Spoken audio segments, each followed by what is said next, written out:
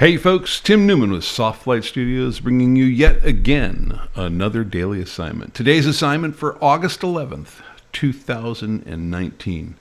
Our assignment today is titled Art Supplies. What better way to work in color, patterns, and symmetry in your captions than to work some images of art supplies? These images have even been known to be captured at the art supplies store itself. Either tabletop or out and about, capture some of these very colorful scenes today. Let's take a look at some sample images. Here we have the artist's tools in residence sitting across a canvas, nice diagonal lines to it, and what I would say is a pretty good managed color set. I really like the use of midfield focus here in bringing our attention right to the tips of these brushes and the paints that they supposedly just laid down on this medium. In our second image here, pretty straightforward, a nice stack of sharpened colored pencils. Now, if you're like me, or even my dad, you're not allowed to use these pencils once they're sharpened because they all have to remain the same length. I know, sad, isn't it? At any rate, I think this is a pretty cool image, and I love the way all the colors are woven here within the scene. All right, let's take a look at a couple of the elements of designs that matter to us here. Now, this should probably go without saying, but color is pretty important here in these art supply images. And of course, patterns and symmetry are very valuable elements here as well. Let's take a look at some more sample images. Here we have an artist's watercolor palette.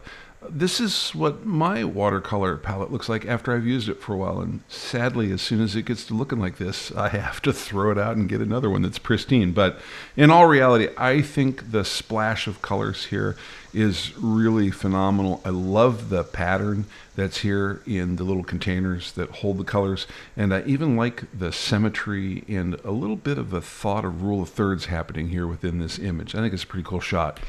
In this next shot, here's one that was nabbed at the local Dick Blick art supply store. You know what? They've got all the colors already in rainbow order, sorted out and just waiting for you. All you have to do is go in and take the shot. So I think this is pretty cool. You will find me periodically hitting the art supply stores just for these kinds of images. They're free and easy, and they look really, really compelling. So don't forget to put that into your repertoire when you're out shooting these art supply pictures. All right, let's take a look at some of the rules of composition that matter to us here. I think balance is important here.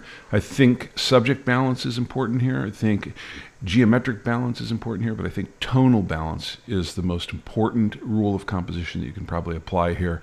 I think rule of thirds helps a lot, and certainly perspective is definitely come into play here with these images. All right, one last slide for you, and these are our guidelines for exporting images for upload for consideration for our semi-monthly image critique. And down here, pretty close to the bottom, you'll see an example file name for you to use and our naming standard. If none of this makes sense to you, take a look at the Update 01 video, for which there is a link provided in the description below. It's not a prescription, it's a description, but you can look at it any way you want.